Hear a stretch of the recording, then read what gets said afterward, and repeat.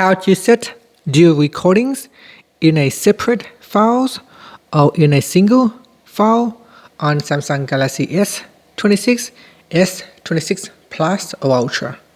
First, open up the camera app. Then we tap on the control button.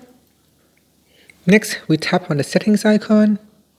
And from here, tap on dual recordings.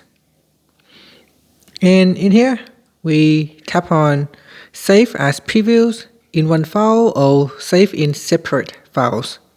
Select your option and then we tap on the back key to go back to camera. And that's it. Thank you for watching this video. If you find it helpful, please like and subscribe to my channel for more videos. Here you can see when I record the file, it either save as a single file or you can set it to save as a separate file. So here I will save it as a separate file. And here this is a single file. And then here's another file. And that's it. Thank you for watching this video.